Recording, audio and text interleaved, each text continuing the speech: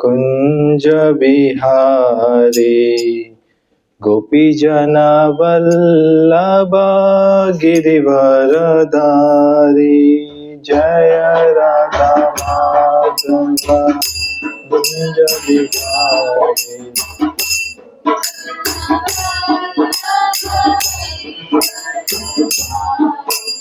जय राधा माधव कुंज बिहारी गोपी जन वल्लभ गिरिवरधारी जय राधा माधव।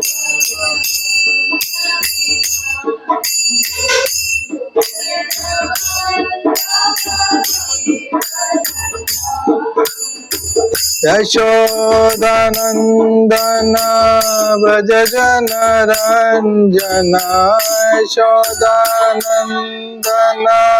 व्रज जनरंजन यशोदानंदन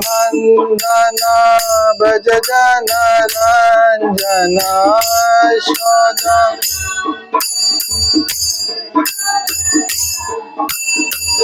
यमुना तीरवनचारी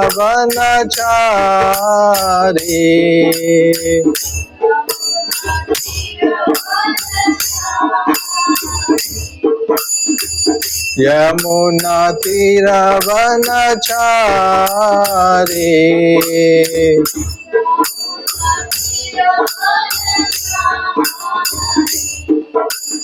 जय राधा माधव कुंज बिहारी गोपी जन वल्लभ गिरिवरधारी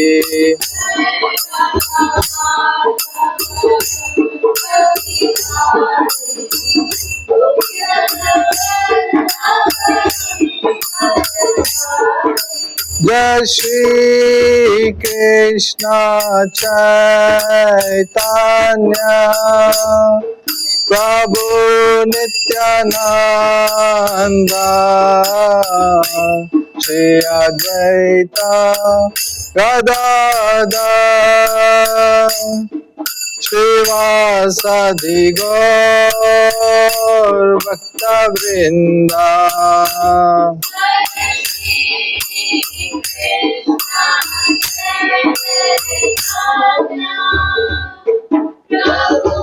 नित्यानंद अद्वैत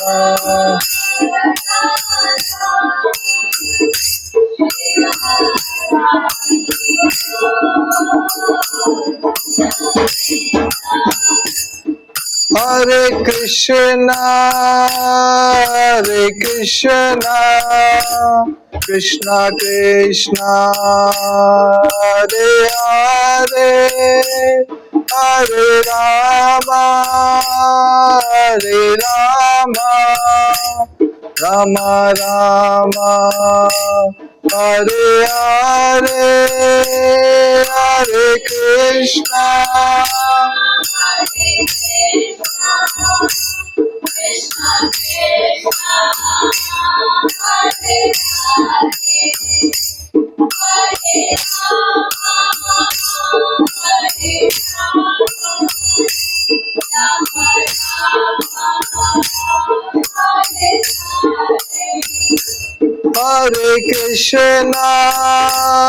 हरे कृष्णा कृष्णा कृष्णा हरे हरे हरे राम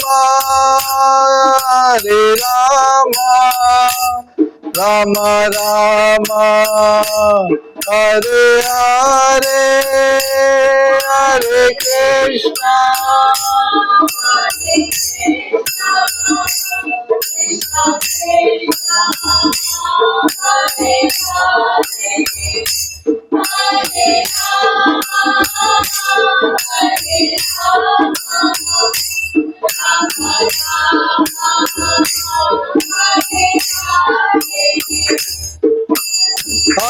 कृष्णा हरे Krishna Krishna Krishna Hare Hare Hare Ram, Ram Ram, Hare Hare, Hare Krishna.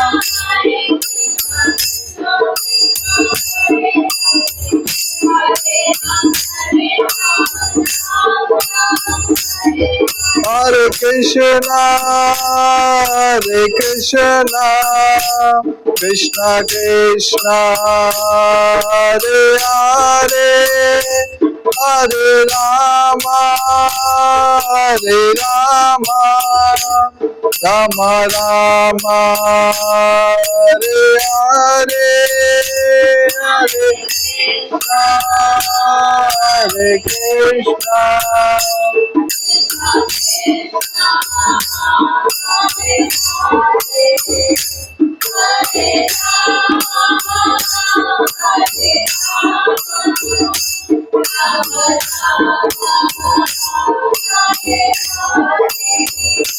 Jaya Radha Ras Bihari Radha Ras Bihari Radhe.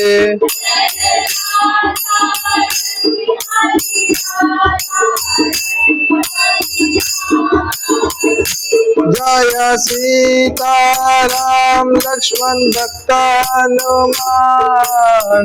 Sita Ram Lakshman Bhakta Hanuman.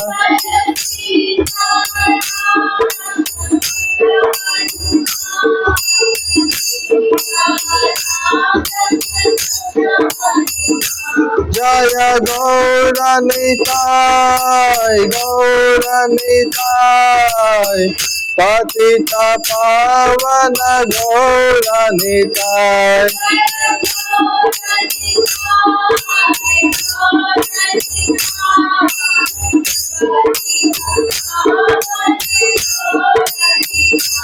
Jaya Jaya Prabhupada, Prabhupada, Prabhupada, Jaya Jaya Prabhupada.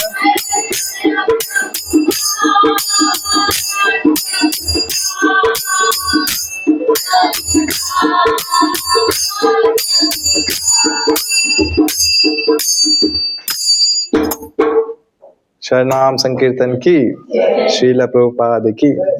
ओम अज्ञानतिमिरान्धस्य ज्ञानाञ्जनशलाकया चक्षुरुन्मिलितं येन तस्मै श्रीगुरुवे नमः।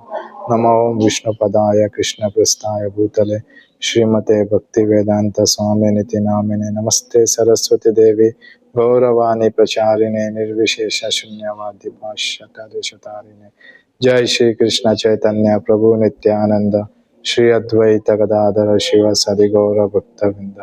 हरे कृष्णा कृष्णा कृष्णा हरे हरे, हरे राम राम राम हरे हरे। हरे कृष्णा। आप सभी भक्तों का हार्दिक स्वागत है। आज का टॉपिक आप सबको पता है? नहीं पता? एंड स्पिरिचुअल सॉल्यूशंस, भौतिक समस्याएं और आध्यात्मिक सॉल्यूशन, राइट? तो ये आज का टॉपिक है। जैसे हम सबके जीवन में क्या है? समस्या ही समस्या है। समस्याओं का क्या है? पूरा माउंटेन है, राइट? एक प्रॉब्लम सॉल्व करने जाएंगे, 100 प्रॉब्लम ऑलरेडी रेडी रहेंगे। जैसे खत्म होएगा नेक्स्ट प्रॉब्लम आएगा, फिर वो सॉल्व करेंगे, फिर उसके पीछे और एक प्रॉब्लम रहेगा, राइट? तो इस तरह से बचपन से जब से हम फायदा हुए तब से लेके मरने तक हमारे जीवन में समस्या ही समस्या है।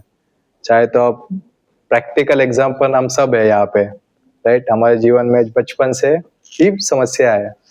और हम सोच रहे हैं कि बचपन में हम जब बचपन में हम थे, हम क्या सोचते थे कि मैं अच्छे से पढ़ाई करूंगा, राइट? फिर मुझे एक अच्छा जॉब मिलेगा, मुझे अच्छी सैलरी मिलेगी, राइट? फिर मेरे सारे समस्याएं दूर हो जाएंगे। लेकिन वास्तव में ऐसा होता है क्या? क्योंकि मैं ऐसा सोचता था। अभी मैं बड़ा हो गया, अभी मुझे अच्छी सैलरी भी है, और मैं भक्ति भी कर रहा हूँ, फिर भी मेरे प्रॉब्लम सॉल्व नहीं हो रहे, राइट? फिर इसका सॉल्यूशन क्या है? सॉल्यूशन तो चाहिए हमें कैसे भी, शास्त्रों के माध्यम से हम जानेंगे। तो हम एक छोटा सा स्टोरी से स्टार्ट करते हैं। एक बार क्या होता है, नारद मुनि आप सबको पता है, नारद मुनि। तो नारद मुनि परम वैष्णव है, हम सबके आचार्य है नारद मुनि। नारद मुनि बहुत महान संतों के गुरु है, जैसे प्रहलाद महाराज हुआ, राइट। प्रहलाद महाराज के गुरु कौन है? नारद मुनि है, राइट। बहुत जनों का मार्गदर्शन किया है नारद मुनि ने। तो एक बार क्या होता है, नारद मुनि इस भौतिक संसार में आते हैं। हाँ, तो जब नारद मुनि आए एक जगह पे, तो वहां से भगवान का नाम लेते हुए आगे बढ़ रहे थे। थोड़ी दूर जब गए, नारायण नारायण करते हुए जैसे थोड़ी दूर गए, तब नारद मुनि को क्या देखा कि कोई एक खरगोश वहां पे मर गया है। पूरी तरह से नहीं मरा है, किसी ने उसको आधा मार के आधा जीवित छोड़ दिया है। तो ये देख के नारद मुनि को एकदम ज्यादा दुख हुआ। कौन ऐसा किया? एक जीव को पूरी तरह से भी नहीं मारा। सोचिए जरा,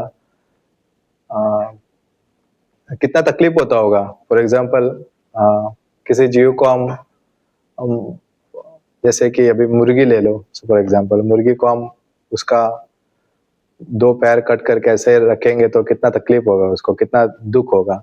नारद मुनि जैसे कि वो बहुत दयालु है, परम वैष्णव है, सभी जीवों के लिए उनके मन में प्रेम है, सद्भावना है, राइट। तो ये दृश्य देखा नारद मुनि ने कि एक खरगोश इस तरह से पड़ा हुआ है। हाँ, आधा मरा भी नहीं और थोड़ा जीवित भी है। थोड़ा और आगे गए थे, फिर वहां पे दूसरा एक जानवर दिखा, वो भी सिर्फ सेम इसी अवस्था में था। फिर से देख के आश्चर्यचकित हुए नारद मुनि। फिर और आगे गए, ऐसे आगे जाते जैसे आगे बढ़ रहे थे वैसे आप नारद मुनि को बहुत सारे जीव दिख रहे थे वहां पे। हाँ, हिरन दिख रहा था, बंदर दिख रहा था। इन सभी जीवों का हालत क्या था? आधा मर गए थे, आधा जीवित थे, इस अवस्था में था। तो नारद मुनि को बहुत दुख हुआ ये सब देख के कि ऐसा कौन कर रहा है। ठीक है, एक जीव को हम देख लिया, खरगोश को देख लिया, मैं समझता हूँ कि किसी ने ऐसा अवस्था छोड़ के, लेकिन सभी जीवों का यही अवस्था है, ऐसा कौन कर रहा है करके नारद मुनि उनको फाइंड आउट करने गए थे। तो जैसे नारद मुनि को पता चला कि एक शिकारी था, उसका नाम मुर्गारी उनका नाम था, राइट। तो फिर जब पता चला कि ये जो शिकारी है यही सब जीवों को आधा मार के छोड़ रहा है, तो जब नारद मुनि ने पूछा कि तू ऐसा क्यों कर रहा है, अगर तुम्हें मारना है तो पूरी तरह से मार, इस तरह से आधा मार के जीवों को क्यों छोड़ रहा है। तो मुगारी बताने लगा कि वो शिकारी बताने लगा कि मैं क्या करता हूँ कि मुझे खाने का बंदोबस्त नहीं होता है डेली, तो मैं क्या करता हूँ आज का, क्योंकि ये जीव अभी इसको मैंने आधा मारा, इसको मैं कल भी खा सकता हूँ, परसों भी खा सकता हूँ, क्योंकि इधर से किधर नहीं भागने वाला है, राइट। समझ रहे हो आप? मतलब 2-3-4 दिन का उनका खाना का बंदोबस्त हो ही गया शिकार का, तो उनको टेंशन लेने की जरूरत ही नहीं है, राइट। तो वो उस तरह से प्लान करता है, जब जहां शिकार मिलता है वहां उसको आधा मार के रख देता है वहां पे। तो नेक्स्ट डे दूसरे दिन फिर जाता है, फिर उस जीव को लेके आके फिर पका के खा लेता है। फिर उसके पीछे ऑलरेडी बैकअप है खाने का, तो इस तरह से वो प्लान करता है। तो जब नारद मुनि इन शिकारी के बातें सुनता है तो बहुत दुख होता है नारद मुनि को। तो नारद मुनि, जैसे कभी भी कोई भी व्यक्ति किसी एक वैष्णव से मिलता है उसका जीवन बदल जाता है। वैष्णव कोई भी साधु से व्यक्ति मिलता है तो साधु का कर्तव्य यही है कि उनका मार्गदर्शन करे अच्छे से, राइट। तो नारद मुनि का भी कर्तव्य था कि ये जो मुर्गारी है, जो शिकारी है, इसका मार्गदर्शन करूं मैं अभी। तो नारद मुनि कहते हैं, फिर इष्ट गोष्ठी होती है वहां पे, बातें होती है, तो नारद मुनि कहते हैं कि तुम्हें इस तरह से सभी जीवों को नहीं मारना चाहिए, राइट। तो आप एक काम, आपकी समस्या क्या है वो मुझे बताइए। तो शिकारी कहता है कि मेरी समस्या है यही है कि मुझे खाने का बंदोबस्त होता ही नहीं, इसलिए मैं इस तरह से करते रहता हूँ, क्योंकि मेरे लिए खाना इंपॉर्टेंट है, तो मुझे जीने के लिए मुझे कुछ ना कुछ करना ही पड़ेगा। तो फिर नारद मुनि कहते हैं कि आप एक काम कीजिए, आप ये सब कुछ शिकार करना बंद कर दीजिए, आपका खाने का सब कुछ अरेंजमेंट मैं कर लूंगा। तो वो शिकारी कहता है कि आप कैसे कर पाओगे, क्योंकि अभी किसी के ऊपर ऐसा विश्वास कैसे, कल मैं आपको बोलूंगा कल से आप जॉब छोड़ दीजिए, आपका खाने का इंतजाम मैं सब कुछ कर लूंगा, आपके तकलीफ में दूर कर दूंगा, तो आप करेंगे ऐसा, जॉब छोड़ देंगे? नहीं ना। तो शिकारी भी सोचने लगा था कि नहीं मैं क्यों आपकी बात मानूं, मैं किस तरह से आपके बात पे विश्वास करूं। फिर भी क्योंकि नारद मुनि एकदम प्योर भक्त थे, शुद्ध भक्त थे, उनको ऐसे शुद्ध भक्तों का प्रभाव होता ही होता है, राइट। अभी मैं कह रहा हूं आप नहीं मानेंगे, लेकिन कोई गुरु महाराज बोलेंगे तो डेफिनेटली कहीं ना कहीं कुछ लोग मान जाते हैं, राइट। अभी कोई हमारे गुरु महाराज अभी मुझे कहेंगे कि आप जॉब छोड़ दो, हाँ आप ये करो, ये सेवा करो, तो मैं रेडी हूं करने के लिए, राइट। जैसे मैं रेडी हो गया, क्योंकि वो महाराज का प्रभाव है, हाँ, क्योंकि वो एकदम शुद्ध भक्त है, राइट। तो इनिशियली स्टेज में वो शिकारी अग्री नहीं किया, फिर बाद में नारद मुनि ने बहुत कुछ समझाया उनको, फिर तब जाके उन्होंने बोला ठीक है, आपके कहने से मैं कल से आज से शिकार करना बंद कर दूंगा, मैं कुछ शिकार विकार नहीं करूंगा, फिर हम देखते हैं क्या होएगा आगे। फिर नारद मुनि ने फिर उनको बोला कि आप शिकार मत कीजिए, आप एक काम कीजिए, आप दिन भर भगवान का नाम जप कीजिए, और आप आराम से घर पे अपने परिवार को भी यही बोलिए कि भगवान का नाम लेते रहिए, हरे कृष्णा कृष्णा कृष्णा हरे हरे, हरे राम राम राम हरे हरे। तो फिर वो शिकारी ने सुन लिया नारद मुनि की बात, फिर वो घर चले गया, हाँ, फिर वो नाम जप करना स्टार्ट किया। फिर क्या हुआ, उस गांव में सब लोग को पता चला कि एक मुर्गारी करके एक शिकारी है, ये व्यक्ति शिकार, क्योंकि ये बहुत हिंसादायक शिकार करता था, जैसे ऐसा इन्होंने हजारों जानवर को मार के ऐसा रखा था बैकअप में, क्योंकि और सब गांव वाले जानते हैं कि ये कितना भयंकर व्यक्ति है, हाँ, अपने बच्चे लोग को भी उनके सामने नहीं भेजते थे। तो ऐसा व्यक्ति, जब गांव में पता चला कि ऐसा व्यक्ति शिकार छोड़ के भगवान का नाम जप कर रहा है, तो गांव वाले सब आश्चर्यचकित हो गए, अरे ये कैसे हो गया ऐसा चमत्कार।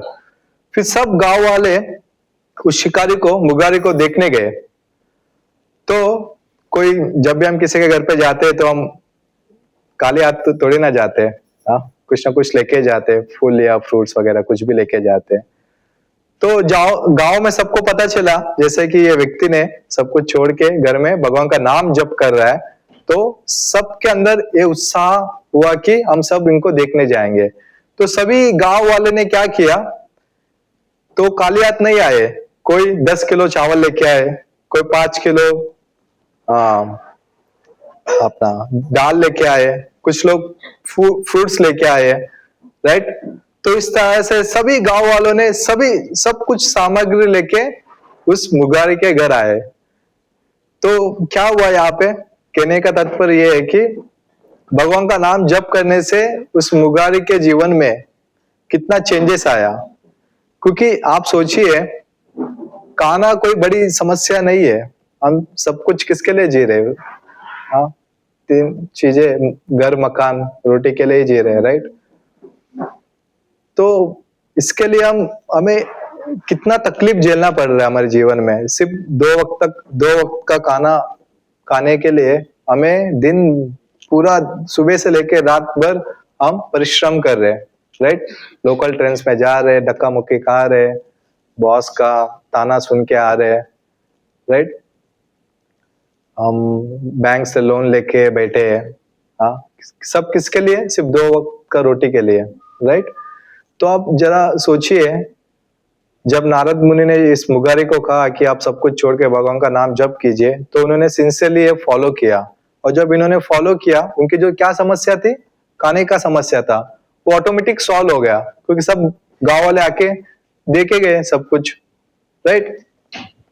तो जरा सोचिए, जब हम भगवान के ऊपर डिपेंड होते हैं, तो भगवान कहीं ना कहीं हमें वो सारे सुविधा उपलब्ध करते हैं, लेकिन हमें समझना पड़ेगा हमें किस तरह से हम अपने जीवन को जीना चाहिए, राइट। तो सिर्फ दूसरा एक एग्जांपल ये है कि आप सोचिए इतने सारे जीव है, फॉर एग्जांपल एलिफेंट लीजिए, हाँ, हाथी एक दिन में कितना किलो खाना खाती है, आपको कोई गेस कर सकता है? हाथी, हम सब कितना किलो खाना खा सकते हैं? हम सब 1 किलो, ज्यादा से ज्यादा 1 किलो, उससे तो ज्यादा खा सकते हैं? कोई है ऐसा? 700 ग्राम 500 ग्राम खा सकते हैं एक टाइम, 1 किलो पकड़ लीजिए। आपको पता है हाथी कितना किलो खाना खाती है डेली? 600 किलो, डेली 600 किलो खाना खाती है हाथी। जस्ट मेंटेन की, जो हाथी को कौन मेंटेन कर रहा है अभी? उसको 600 किलो खाना कौन लेके आके दे रहा है? डेफिनेटली भगवान ही मेंटेन कर रहे हैं, सिर्फ हाथी को ही नहीं, ऐसे हर एक जीव को कौन मेंटेन कर रहा है, राइट। तो जब हम भगवान के ऊपर डिपेंड होएंगे तो भगवान क्या हमको मेंटेन नहीं करेंगे? डेफिनेटली मेंटेन करेंगे। हमें ये फेथ होना चाहिए, भरोसा होना चाहिए। हमारी सारे प्रॉब्लम का प्रॉब्लम ही ये है कि हम भगवान के ऊपर फेथ नहीं है, भरोसा नहीं है, राइट। हम भगवान के पास जाते हैं, प्रार्थना करते हैं, लेकिन वो प्रार्थनाओं पे विश्वास नहीं रखते। जैसे कि मैंने एक बार एक एग्जांपल लिया था इसी क्लास में। आप लोग में सभी कौन कौन नए आए पहली बार है? ओके, तो फिर से वो एग्जांपल मैं रिपीट करना चाहता हूँ। एक गांव में एक व्यक्ति होता है, एक मुन्नी और मुन्नी के पिताजी, वो पिछले 1-2 साल से उनके गांव में ना बारिश नहीं हो रही थी। तो मुन्नी के पिताजी क्या कहते हैं कि मुन्नी की माँ और मुन्नी, आप दोनों आ जाओ पूजा घर में, जहाँ भगवान का पूजा घर है वहां पे आ जाओ, हम भगवान से प्रार्थना करेंगे आज कि 2 साल से बारिश कुछ नहीं हो रहा है, ताकि हम भगवान से प्रार्थना करेंगे कि इस गांव में बारिश हो, ताकि हमारे गांव में बारिश होके अच्छे से फार्मिंग होए। क्योंकि वो फार्मर था। तो वो सब लोग ने अच्छे से प्रार्थना किया, कीर्तन किया, राइट। सब कुछ प्रार्थना होने के बाद फिर वो जो व्यक्ति घर से बाहर जाते हैं, जैसे घर से बाहर जा रहा था तो उनकी बेटी आके बोलती है कि पिताजी रुक जाइए। क्या हुआ? पूछते हैं कि आप छाता लेके जाइए। बोलते हैं क्यों, छाता की क्या जरूरत है? हाँ, अभी तो बारिश भी नहीं होने वाली है। तो जैसे ये बात बोलता है तो उनकी बेटी कहती है कि अभी तो हमने प्रार्थना किया भगवान से कि बारिश हो करके इस गांव में, राइट। तो यहाँ पे क्या है कि हमें फेथ नहीं है, राइट। हमने प्रार्थना तो किया था कि हमें, लेकिन उस प्रार्थना के ऊपर हमारे ऊपर फेथ नहीं है। इसी ऐसा ही होता है ना हमारे सबके जीवन में। हम सब मंदिर में जाते हैं, भगवान से प्रार्थना करते हैं, लेकिन प्रार्थना करने के बाद हम भूल जाते हैं, राइट। तो हमें फेथ होना चाहिए, फर्स्ट ऑफ ऑल भगवान के ऊपर बहुत ज्यादा फेथ होना चाहिए। तो ऐसे बहुत सारे एग्जाम्पल्स है। तो सबसे पहले हमें क्या करना चाहिए हमारी समस्याओं को दूर करने के लिए? सबसे मुरारी ने क्या किया, नारद मुनि का एसोसिएशन लिया और उनकी कही हुई बातों पे उन्होंने, मतलब उनकी बातें सुन के वो फॉलो अप किया, राइट। तो इसी प्रकार हम सबके जीवन में कोई ना कोई एक फ्रेंड होना चाहिए। फ्रेंड मतलब किस प्रकार का फ्रेंड? Spiritual friend, right. ताकि जो हमें बता सके कि हमें इन प्रॉब्लम से उठकर किस प्रकार हमें बाहर आना चाहिए, राइट। तो एक एग्जांपल है, क्योंकि इस जन्म में ये जो प्रॉब्लम्स है ना, श्रील प्रभुपाद जी कहते हैं कि इन प्रॉब्लम्स को हम सॉल्व नहीं कर सकते। प्रॉब्लम्स, मेन प्रॉब्लम्स क्या है वो हम डिस्कस करेंगे आगे, लेकिन ये जो छोटे मोटे प्रॉब्लम्स आ रहे हैं ना, ये चलता रहेगा अपने जीवन में। आप एक प्रॉब्लम सॉल्व करो, दूसरा प्रॉब्लम रेडी हो जाएगा हमारे सामने। जैसे कि एक इंग्लैंड में एक बार क्या होता है कि एक डिशेस वहां पे फैल जाता है, फ्लैगो करके कोई तो डिशेस आया था बीच में, राइट। तो वहां के साइंटिस्ट लोग ने कहा था कि ये जो बीमारी है, ये बीमारी बिल्लियों की वजह से आई है। तो गवर्नमेंट में क्या किया कि सारे बिल्लियों को मार दो करके वो लोगों ने वो सैंक्शन एग्रीमेंट किया, ओके बोल दिया। तो गवर्नमेंट ने क्या किया, वो देश में सारे बिल्लियों को मार दिया। फिर बाद में साइंटिस्ट को पता चला कि ये बीमारी बिल्लियों की वजह से नहीं आई, चूहों की वजह से आई है। ठीक है। तो अभी चूहों को कैसे मारेंगे? चूहों को मारने के लिए बिलों की जरूरत है।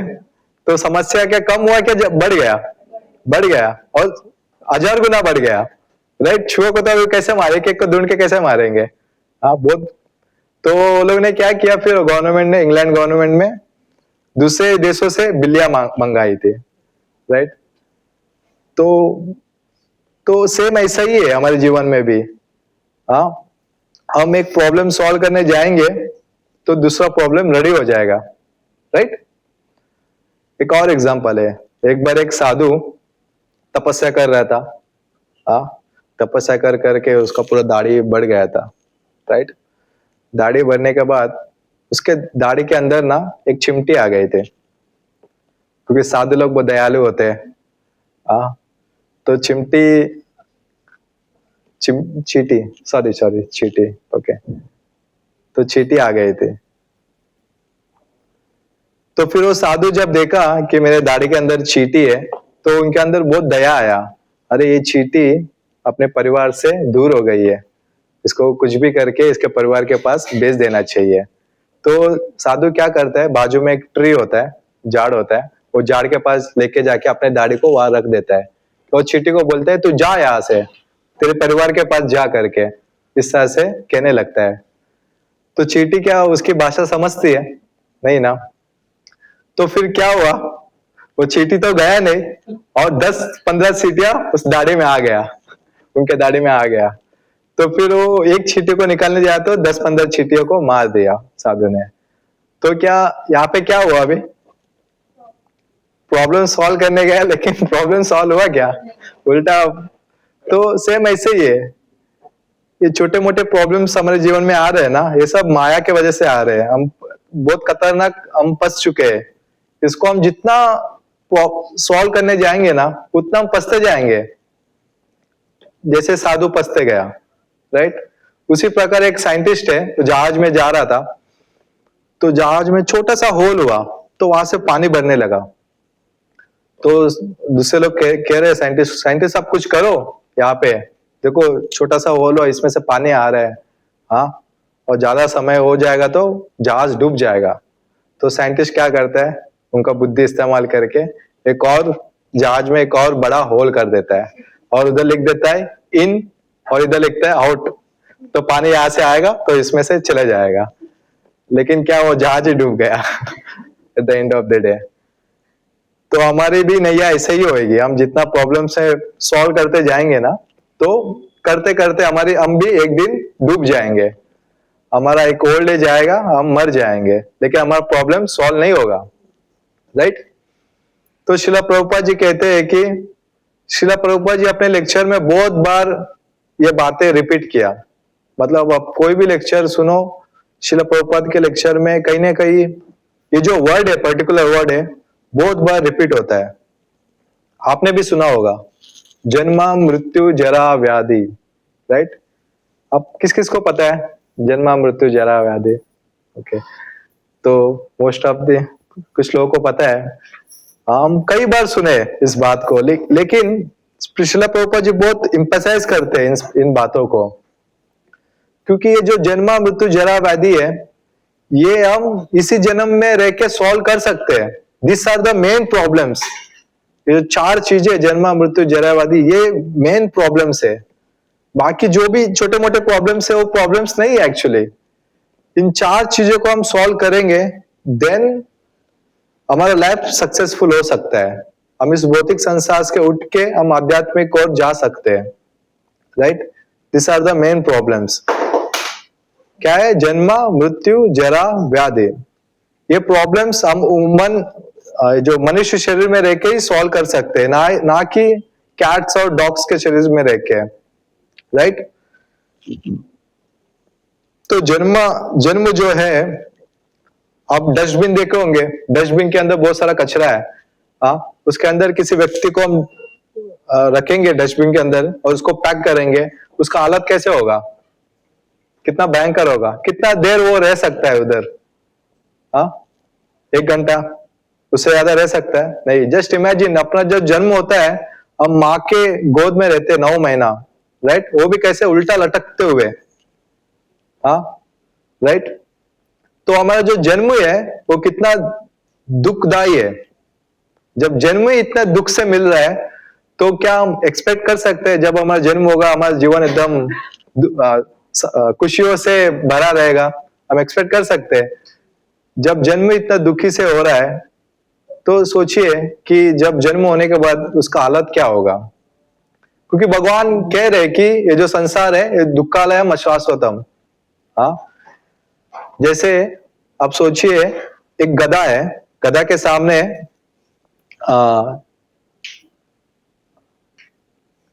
कैरेट कैरेट रखी है, गधा के सामने कैरेट रखी है और गधा सोच रहा है कि ये कैरेट को मैं खा के मैं खुश हो जाऊंगा, राइट। तो गधा के सामने लटका हुआ है कैरेट ऐसा, तो गधा जैसे उसको खाने के लिए आगे बढ़ता है तो कैरेट और आगे बढ़ जाता है। तो गधा सोच रहा है कि नहीं, इसको मैं, जैसे वो आगे बढ़ता है वो आगे बढ़ते जाता है, राइट। तो इस प्रकार वो कभी गधा कैरेट को खा सकता है? नहीं ना। तो सेम एग्जैक्टली ऐसा ही है हमारा जीवन।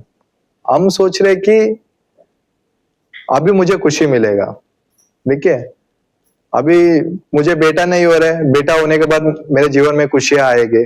जब बेटा होएगा फिर बेटे को स्कूल में डालेंगे, इसको अच्छे से पढ़ाई करवाएंगे, तब हम मुझे खुशी मिलेगी। हाँ, तो जब बेटा बड़ा होएगा पढ़ाई करेगा फिर हम सोचेंगे कि अच्छा सैलरी जॉब करेगा तब मुझे खुशियां मिलेगी। हाँ, फिर हम बाद में सोचते हैं कि नहीं, अभी बेटा शादी करेगा तब इसको खुशियां मिलेगी या हम खुश हो जाएंगे। जब जिसका शादी हो गया वो तो जानते ही है खुशी है कि नहीं है। हाँ, तो फिर वो उसकी शादी भी हो जाती है, फिर वो सोचता है कि अब मेरे बच्चे होंगे तब मुझे खुशी प्राप्ति होगी। फिर ये सर्कल चलता रहेगा, उसे खुशी कभी मिलता ही नहीं है। जैसे वो गधे को कभी खरगोश गाजर कभी मिलेगा ही नहीं, उसी प्रकार हमें कभी खुशी मिलेगा ही नहीं। क्योंकि भगवान कह रहे हैं दुखालयम अशाश्वतम, इस भौतिक संसार में सिर्फ दुख ही है। तो जहां दुख है वहां खुशी कहां से मिलेगा? खुशी है ही नहीं, वहां पे हैप्पीनेस है ही नहीं, राइट। तो इस प्रकार जब हम जन्म लेंगे इतने सारे चीजों से हमें सफरिंग करना ही पड़ेगा। तो हम कंपैरिजन करते हैं कि आप कह रहे हैं कि खुशी नहीं है, जैसे मेरे दोस्त लोग है वो लोग जाते हैं, वो लोग बहुत खुश है, खुश नजर आते हैं, लेकिन ऐसा नहीं है, वो लोग भी खुश नहीं है। उनका अपना पर्सनल बहुत सारे प्रॉब्लम्स हो सकते हैं। वो खुश है भी तो कितने देर के लिए? हाँ, वो सैटरडे संडे जा रहे हैं क्लब में जाके डांस कर रहे हैं, दारू बीरू पी रहे हैं, बस वो 2-3 घंटे के लिए वो खुश है। उसको लग रहा है ऐसा वो खुश है, लेकिन वास्तव में वो खुश नहीं है, वो नरक की ओर ही जा रहे हैं। हाँ, मैं बेस्ट एग्जांपल मैं अपना पर्सनल लाइफ का, मतलब जस्ट अभी मैं जू में यहाँ पे था 1 साल, यहाँ पे जू में था, आश्रम में था, मैं बेस में रुकता था यहाँ पे। क्रिटिकल हॉस्पिटल पता है आप सबको? उसके बाजू में मेरा बेस था, वहां पे मैं स्टे करता था। तो लगभग थोड़ा दूर है, 1 किलोमीटर होगा, मे बी 800 मीटर्स होगा वहां से यहाँ तक आने के लिए। तो हम डेली मंगल आरती आते थे मंदिर में, सुबह 3:30 बजे उठ के फ्रेश होके 4 बजे निकलेंगे वहां से, तो 4:20 तक हम जू तक पहुंच जाते हैं आराम से। तो फिर जब मैं एक दिन अकेला चल के आ रहा था, रोड से चलते हुए मैं मंगल आरती के लिए जा रहा था, तो बीच रोड पे कोई तो एकदम स्पीड में, पता नहीं कौन था, अमीर व्यक्ति था, BMW कार था, बीच रोड में वो कार रुका के वो सब लोग उतर के वो बीच रोड में उल्टी करने लगा। मॉर्निंग सुबह 4:20 को एग्जैक्टली उस टाइम पे। फिर मैं सोच रहा था कि उसका लाइफ देखो और एक साधु का लाइफ, मतलब मैं सुबह उठ के भगवान का दर्शन करने जा रहा था और ये पूरा दिन रात भर क्लब में डांस करके दारू बीरू पी के और ये बीच रोड पे उल्टियां करने लगा। तो तब मुझे एहसास हुआ कि जो रास्ता चुना है, जो मैं भक्तों के संग रहने का जो मैंने फैसला किया है, ये बहुत ही हायर कॉन्शियसनेस है, राइट। वो सिर्फ जो खुशी उसको प्राप्त मिली वो सिर्फ 1-2 घंटे के लिए ही था, लेकिन उसका हालत क्या हुआ अब सोचिए जरा। बीच रोड पे उल्टी करने लगा वो। फिर मैं गया मंगल आरती, यहाँ पे भक्तों के संग मैं मंगल आरती में एकदम नाच रहा था, वो रात भर नाच के उल्टी कर रहा था और यहाँ मैं पूरा सुबह मंगल आरती में नाच के भगवान का नाम जप करके फिर मैं अपने सेवा में जुड़ गया था। तो खुश कौन है? जो भक्त लोग हैं, जो भगवान के मार्गदर्शन पे चल रहे, वो लोग वास्तव में खुश है, राइट। तो इस तरह से जन्म ही इस तरह से होता है। हमारा जन्म होने के बाद ये सारे प्रॉब्लम्स हमें झेलना ही पड़ेगा हमें, राइट। फिर मौत, जन्म मृत्यु, जब मृत्यु आती है तो बहुत भयंकर होता है मृत्यु तो, राइट। जब युधिष्ठिर महाराज को ये प्रश्न पूछा था कि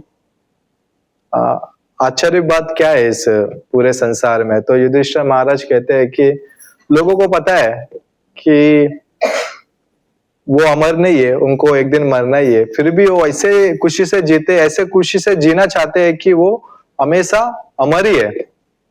तो ये आश्चर्यजनक बात है। सेम हम सब ऐसे ही है, हमको पता नहीं है, हमको पता है हम एक दिन मर जाएंगे, फिर भी ये सब छोड़कर हम खुश रहना चाहते हैं हमारे जीवन में, राइट।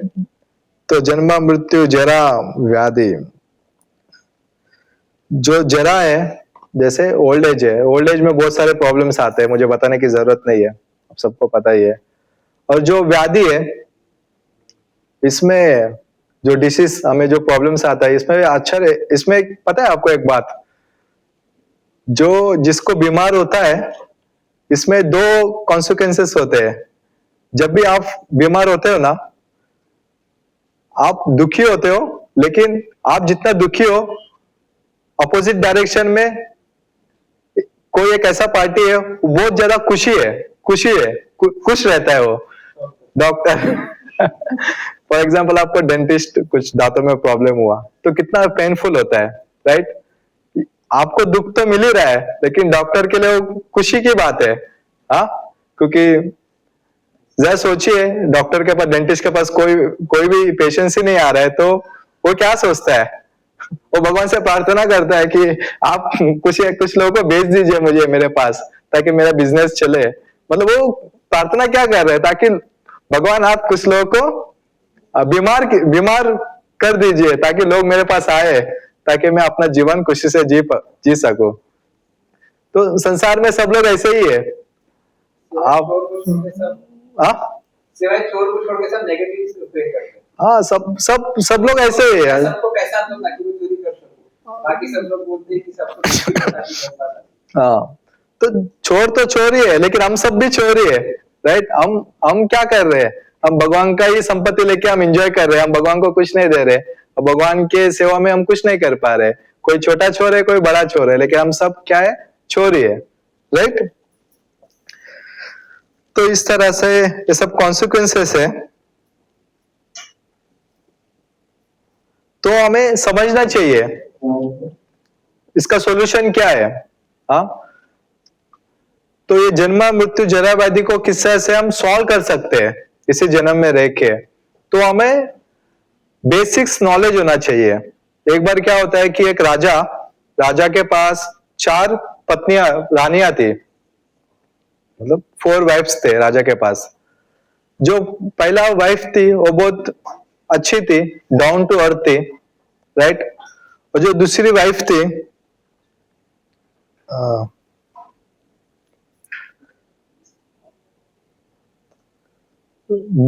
थी, वो भी थोड़ा ठीक ठाक अच्छी सुंदर थी। और तीसरी जो वाइफ थी वो भी बहुत सुंदर थी, और जो चौथी वाइफ थी वो तो बहुत ज्यादा ही सुंदर थी। उसके साथ ये जो राजा बहुत ज्यादा अटैचमेंट है 4th वाइफ से, राइट। तो एक बार क्या होता है कि, लेकिन ये जो फर्स्ट वाइफ है ना, फर्स्ट वाइफ को राजा कभी उतना केयर नहीं करता था, इग्नोर करता था फर्स्ट वाइफ को। सिर्फ दूसरी और तीसरी और चौथी वाइफ को बहुत ज्यादा प्यार करता था, फर्स्ट वाइफ को इग्नोर करता था राजा। तो फिर एक बार क्या होता है कि राजा को पता चल जाता है कि अभी मेरा समय आ गया, इस भौतिक संसार मेरा मृत्यु का समय आ गया। तो राजा क्या करता है, 4th वाइफ जो सबसे ज्यादा अटैचमेंट था और सबसे ज्यादा ब्यूटीफुल थी, 4th वाइफ से राजा पूछता है कि अभी मेरा अंतिम समय आ गया, क्या तुम भी मेरे साथ चलोगी? तो 4th वाइफ क्या कहती है कि नहीं, मैं तुम्हारे साथ नहीं आ सकती हूँ, तुम अकेले मर जाओ करके बोलकर निकल जाते हैं वहां से। तो ये बात सुन के राजा बहुत निराश होता है, क्योंकि सबसे ज्यादा अटैचमेंट किससे था, वो फोर्थ वाइफ से था, राइट। तो फिर जब राजा तीसरी वाइफ से पूछता है, हाँ क्या तुम चलोगे मेरे साथ, तो तीसरी वाइफ कहती है कि नहीं, मैं भी नहीं आ पाऊंगी, राइट। तुम मर जाने के बाद मैं दूसरी शादी करके उसके साथ मैं एंजॉय करूंगी। इस तरह से बोल के राजा को और तकलीफ देती है। तो राजा और दुखी निराश हो जाता है। फिर बचा कौन, दूसरी वाइफ। तो दूसरी वाइफ से राजा पूछता है कि क्या तुम चलोगी मेरे मरने के साथ, मेरे साथ मृत्यु का सफर करोगी तुम। तो वाइफ कहते हैं कि नहीं, मैं भी नहीं आ सकती हूँ, तुम मर जाओ, मुझे छोड़ दो, मैं नहीं आ पाऊंगी तुम्हारे साथ। तो राजा बहुत निराश हो जाता है। तो बचा कौन अभी, फर्स्ट वाइफ। और फर्स्ट वाइफ को राजा ने कभी केयर ही नहीं किया, कभी पूछा ही नहीं, कभी बोला भी नहीं, कभी ये भी नहीं पूछा कि तुमने खाना खाया कि नहीं खाया, हाँ तुम्हें किसी चीज की जरूरत है कि नहीं, कभी नहीं पूछा। फिर भी पीछे से आवाज आता है कि मैं तुम्हारे साथ चलूंगी, फर्स्ट वाइफ कहती है। तो जैसे ही राजा ये बात सुनता है कि मैंने कभी इसका केयर नहीं किया, फिर भी ये जो मेरी फर्स्ट वाइफ है ये मेरे साथ मृत्यु का सफर करने के लिए रेडी है, राइट। तो कहने का तात्पर्य ये है कि जो फोर्थ वाइफ है ना, वो क्या है, वो हमारी बॉडी है। जब हमारा अंतिम समय आएगा ना, वो बॉडी हमारे साथ सफर नहीं करेगा, राइट। जब हम मर जाएंगे बॉडी यहीं पे खत्म हो जाएगा पूरी तरह से, राइट। और जो तीसरी वाइफ है वो क्या है, स्टेटस, फेम है। मैं हूं, मैं ये नाम हूं, मैं ये हूं, मैं वो हूं, समझ रहे हो, राइट। तो स्टेटस, फेम है तीसरी वाइफ।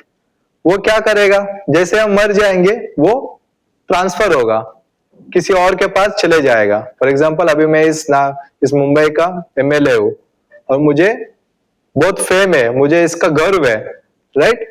वो क्या है, तीसरी वाइफ है। जब मैं मर जाऊंगा वो क्या मेरे साथ आएगा, नहीं, मैं मरने के बाद कोई नया एमएलए आएगा, उसके साथ चले जाएगी वो, राइट। तो वो तीसरी वाइफ है। और जो दूसरी वाइफ है वो कौन है, वो हमारे फ्रेंड्स और रिलेटिव्स है।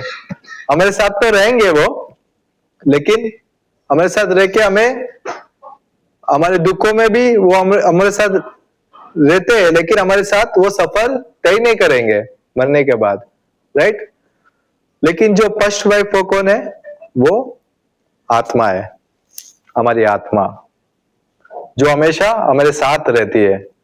तो राजा ने क्या गलती किया यहाँ पे, फर्स्ट वाइफ को कभी केयर ही नहीं किया, राइट। जैसे हम सब जानते ही नहीं कि हम सब कौन है, हम कौन है, हम शरीर नहीं, हम कौन है, आत्मा है। तो हम राजा की तरह ही गलती कर रहे हैं। हम कभी आत्मा से पूछा ही नहीं, हमने कभी आत्मा का केयर ही नहीं किया। हमको पता ही नहीं है कि हमारा जो वास्तविक आनंद क्या है, सच्चिदानंद रूप, जो भगवान सच्चिदानंद रूप में ही रहते, हमेशा आनंद में रहते हैं। तो आत्मा का स्वभाव भी यही है कि उसे भी आनंद में ही रहना है। तो आत्मा का स्वभाव क्या है, हम बॉडीली प्लेटफॉर्म में रह के हम अपने सेंसेस को सेटिस्फैक्शन दे रहे, सेंसेस को सेटिस्फैक्शन दे रहे, लेकिन आत्मा को सेटिस्फैक्शन दे पा रहे क्या, नहीं। आत्मा को क्या चाहिए, भगवान की भक्ति, राइट। जैसे कि कोई व्यक्ति कीर्तन में नाच रहा हो, कभी आप भगवान की सेवा किए, कभी आप भगवान की सेवा करके देखिए कभी, या भगवान के कीर्तन में कभी नाच के देखिए आप, आपको एक अलग ही प्रकार का आनंद महसूस होता है कि नहीं होता है, हाँ। ये वास्तव में आत्मा का आनंद है, राइट। तो हम सबको उस राजा की तरह गलती नहीं करना चाहिए, हमारे आत्मा को इग्नोर नहीं करना चाहिए। हमें समझना चाहिए कि ये जो आत्मा है ये हमारे साथ ही सफर करेगा, बर्थ आफ्टर बर्थ। तो सबसे इंपॉर्टेंट क्या है, हमें आत्मा को भगवान की सेवा में लगाना है। हम सब भगवान की सेवा में लग जाना चाहिए, राइट।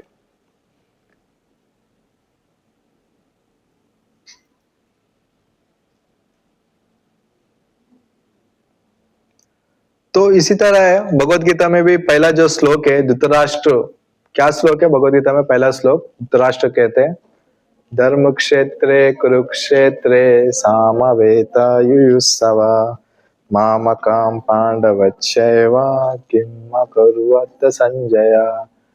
धृतराष्ट्र पूछ रहे संजय से कि मेरे तथा पांडु के पुत्रों ने क्या किया। क्या धृतराष्ट्र कौन से प्लेटफॉर्म में थे? मेरे तथा पांडु के पुत्रों ने, मतलब मेरे पुत्रों, वो कितना अटैचमेंट में था कि मेरे पुत्रों ने क्या किया और पांडु के पुत्रों ने क्या किया। राइट, ये भौतिक प्लेटफॉर्म में हम सब ऐसे ही जी रहे हैं। इसका सॉल्यूशन क्या है भगवत गीता में? भगवान कहते हैं भगवत गीता में चैप्टर 5 श्लोक संख्या 18 में पंडिता समदर्शिना, मतलब इस पूरे संसार में जितने भी जीव है वो कौन है? हमारा ही है, हम सबके है। सबके जीवों के प्रति हमें दया होनी चाहिए। राइट, हम सब कहते हैं कि वासुदेव कुटुंबम। राइट, तो जब हम कहते हैं कि वासुदेव कुटुंबम, तो हमें भी उसी नजर से देखना चाहिए कि सभी जीवों को एक दृष्टि से देखना चाहिए। लेकिन यहाँ पे धृतराष्ट्र ने क्या किया? मेरे पुत्रों ने क्या किया, मेरे पुत्रों ने। तो हम सब इसी प्लेटफॉर्म में जी रहे हैं कि मैं क्या कर रहा हूं, मेरा पोजीशन क्या है, मैं ही जी रहा हूं। राइट, जब हम पंडिता समदर्शना इस रूप से हम देखेंगे कि सभी जीवों को एक प्रकार देखेंगे तो हमारा प्रॉब्लम ही सॉल्व हो जाएगा यहाँ पे। राइट,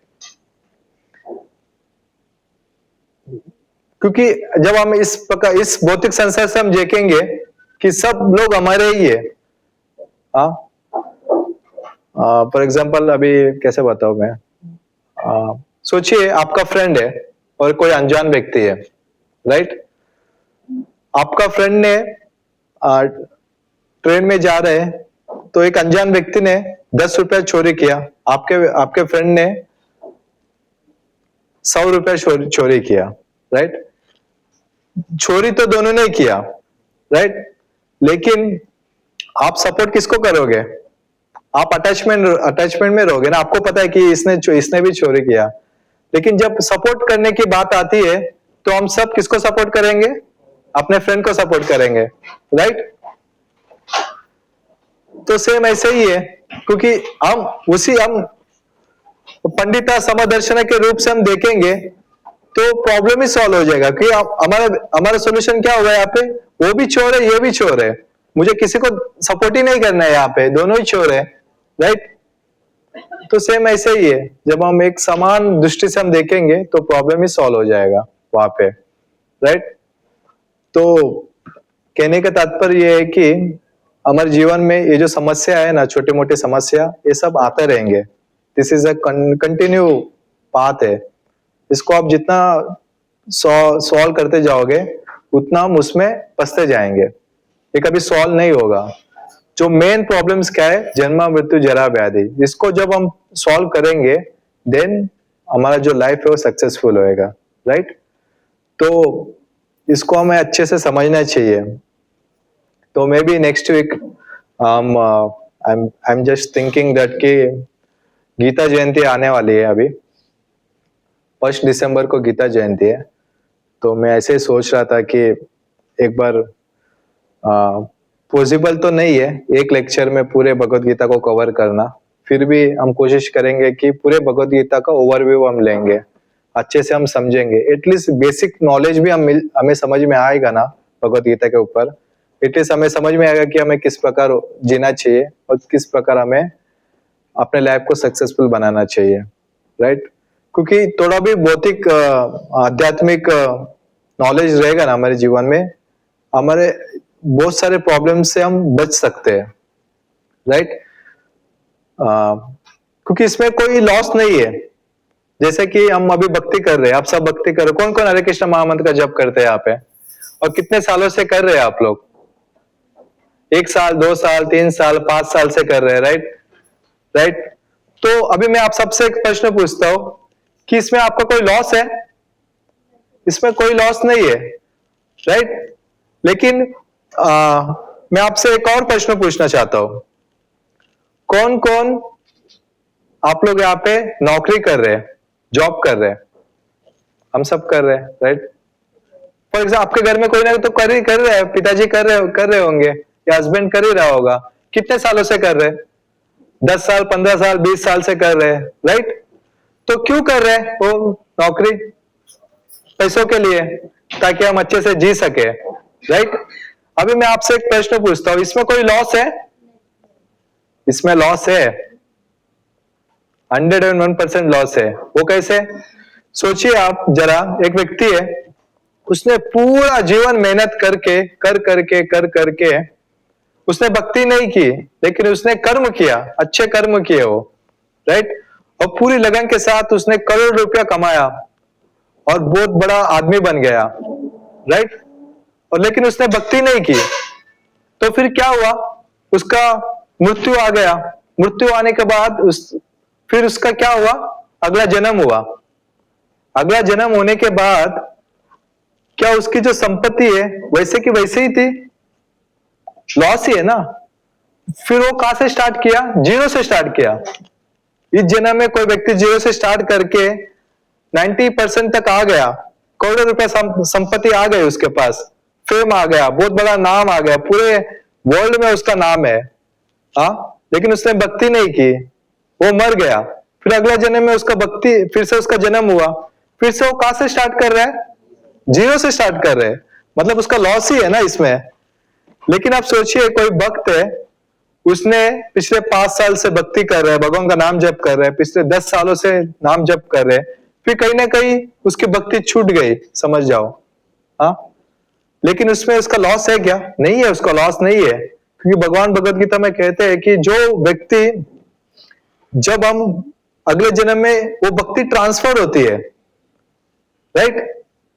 हाँ, फॉर एग्जाम्पल उस व्यक्ति ने 20% भक्ति की है, हाँ, उसका अगला जन्म हुआ, लेकिन उसको फिर से जीरो से भक्ति स्टार्ट करने की जरूरत नहीं है, उसको 21% से भक्ति स्टार्ट करना पड़ता है। मतलब उसका कोई लॉस नहीं है, राइट? इसलिए ये जो भक्ति, जो पाथ है, हम भक्ति करेंगे, ये बहुत इंपॉर्टेंट है, इसको हमें नेग्लेक्ट नहीं करना चाहिए। हाँ, संपत्ति की, पैसा कमाने में हम लगे हुए हैं, ठीक है, वो भी जरूरत है, पैसा जरूरत है, there is no problem, but हमें भक्ति को कभी नेग्लेक्ट नहीं करना चाहिए, हमें भक्ति करते रहना चाहिए। क्या, किसको क्या पता, हाँ, वो हमारे जो स्पिरिचुअल बैंक अकाउंट में सेफ है वो भक्ति। हाँ, गलती से हमारा मृत्यु भी हो गया, समझो अगले जन्म में हमारी जो भक्ति सेफ है, राइट? वहां से हम भक्ति स्टार्ट कर सकते हैं, और मे भी हमारा अगला जन्म लाइफ एकदम पीसफुल हो सकता है, भक्तों के संग, भक्तों के परिवार में हमारा जन्म हो सकता है, हमें बहुत सारे अपॉर्चुनिटी मिल सकता है हमें अच्छे से भक्ति करने का, राइट? तो इस तरह से भक्ति में कोई लॉस नहीं है। आप सबको समझ में आया यहाँ तक? हरे कृष्णा। तो इस तरह से भक्ति करने से हमारे सारे जो भौतिक समस्या है वो दूर हो सकती है। सिर्फ दूर ही नहीं होगा, परमानेंट दूर हो सकता है। हम अच्छे से भक्ति करेंगे तो हम कहाँ चले जाएंगे? भगवान के धाम जाएंगे, और जो व्यक्ति भगवान के धाम जाएगा वो फिर से इस भौतिक संसार में नहीं आएगा, राइट? हरे कृष्णा।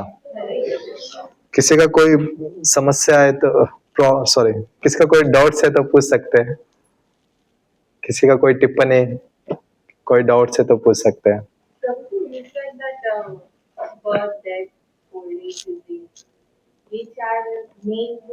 मेन प्रॉब्लम्स है।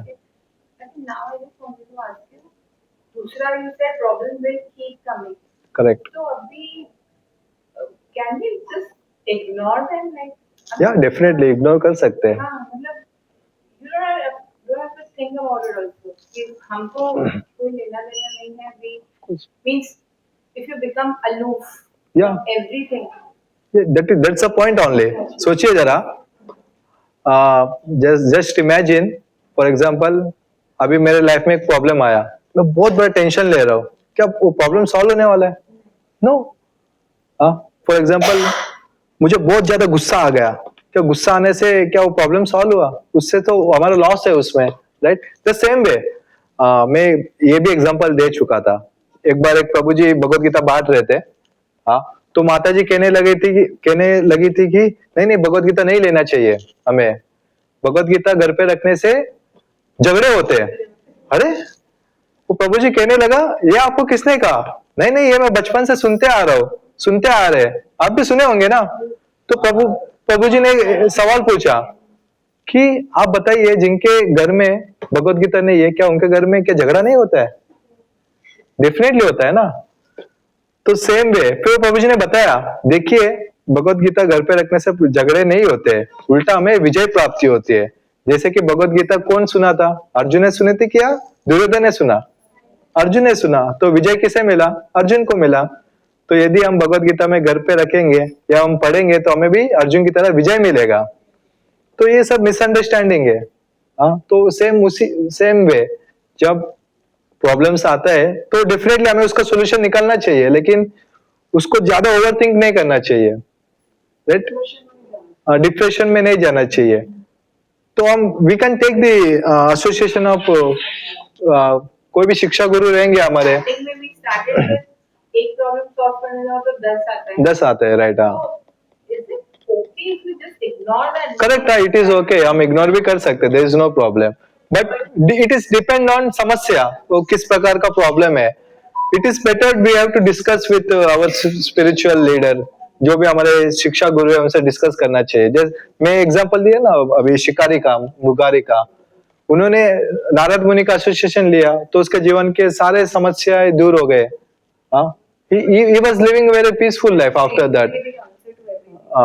उसके वो शिकारी ने क्या किया, इवन आफ्टर दैट जब वो भक्त बना, वो एक एक पैर सोच समझ के आगे रखता था ताकि कोई चींटी उसके पैर के नीचे ना आए। तो उतना उसके लाइफ में चेंजेस आ गए थे, राइट? Just imagine.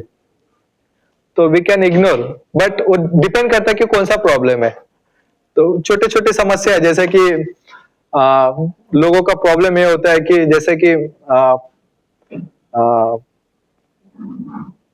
मेरे बेटे का शादी नहीं हो रहा है, या मेरे बेटे को कोई नौकरी नहीं मिल रही है, या मेरे बेटी की शादी नहीं हो रही है। तो इसके ऊपर हम बहुत चिंतन करते हैं और डिप्रेस में चले जाते हैं, राइट?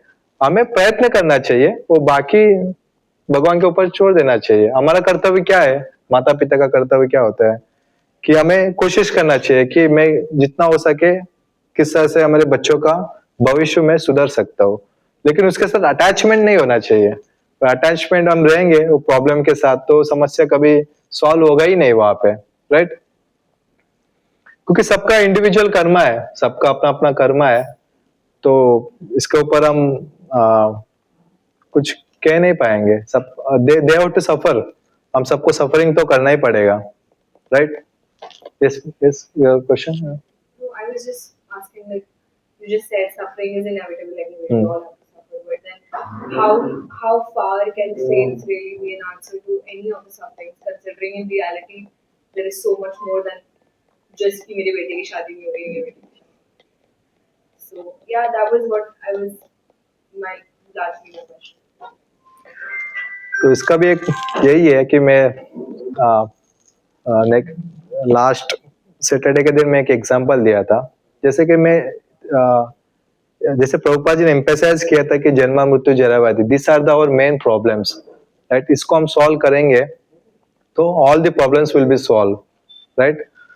तो एक बार एक व्यक्ति महाराज से पूछते हैं कि महाराज, हम इतना सारा भक्ति कर रहे हैं, हाँ, आप कह रहे हो कि भक्ति करने से प्रॉब्लम सॉल्व होता है, राइट? तो वो व्यक्ति सवाल पूछते हैं कि तो हम सब भक्ति कर रहे हैं, तो आप कह रहे हो कि भक्ति करने से प्रॉब्लम सॉल्व होगा, राइट? और हम वैकुंठ धाम जा सकते हैं, फिर उसके बाद कोई प्रॉब्लम ही नहीं है, तो क्या आप बता सकते हो कि हम वैकुंठ धाम इसी जन्म में जा पाएंगे क्या? इसी जन्म में हमें ये सॉल्यूशन मिल पाएगा क्या? तो महाराज ने क्या उत्तर दिया पता है? हाँ, महाराज ने एक एग्जाम्पल दिया।